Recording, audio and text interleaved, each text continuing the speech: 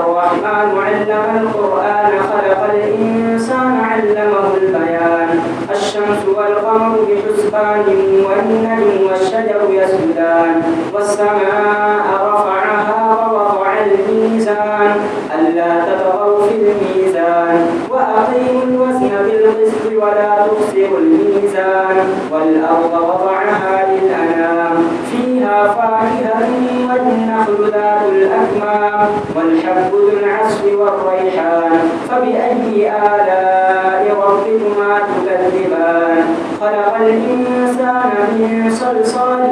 كالفخار وخلق الجان من مارج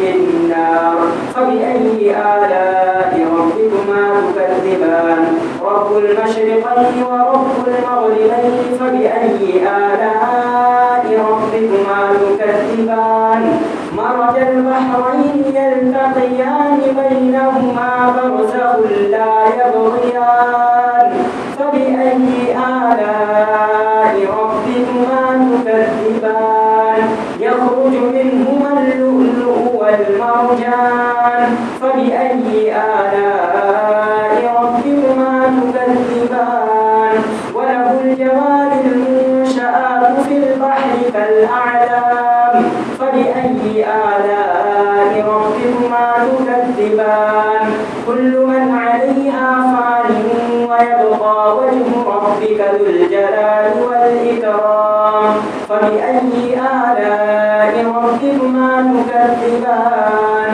يسأله من في السماوات والأرض كل يوم هو في شأن فبأي آلاء ربكما تكذبان سنفرغ لكم أيها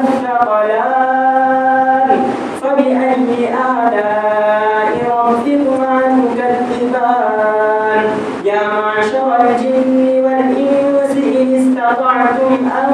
تنفذوا من أقطار السماوات والأرض فانفذوا لا تنفذون إلا بسلطان فبأي آلاء ربكما تكذبان يرسل عليكما شواظ من نار ونحاس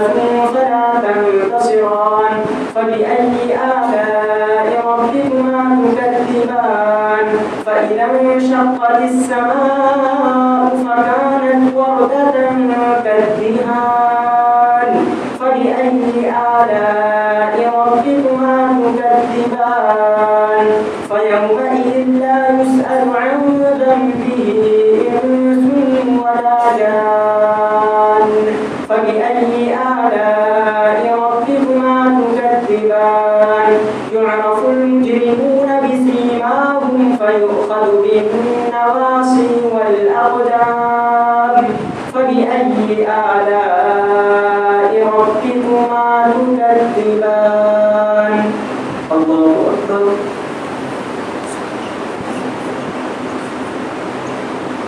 سمع الله لمن حمده الله أكبر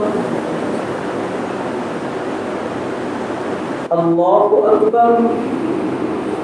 الله أكبر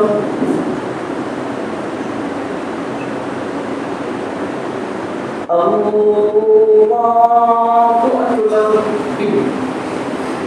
الحمد لله رب العالمين الرحمن الرحيم مالك يوم الدين إياك نعبد وإياك نستعين اهدنا الصراط المستقيم صراط الذين أنعمت عليهم غير المغضوب عليهم ولا الضالين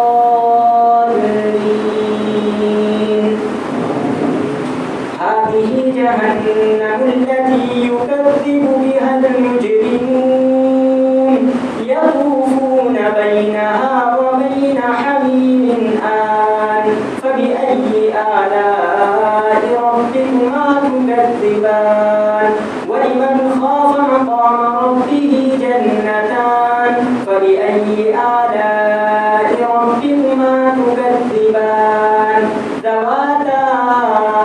أفنان فبأي آلاء ربكما تكذبان فيهما عينان تجريان فبأي آلاء ربكما تكذبان فيهما من كل فاكهة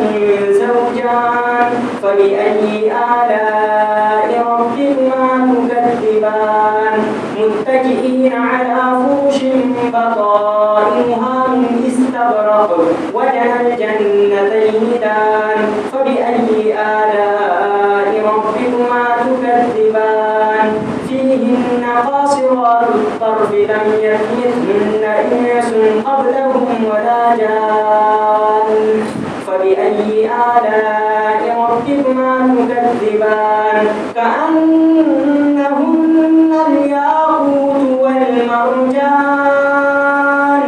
فبأي آلاء ربكما تكذبان هل جزاء الإحسان إلا الإحسان فبأي آلاء ربكما تكذبان ومن دونهما جنتان فبأي آلاء ربكما تكذبان مدهامتان فبأي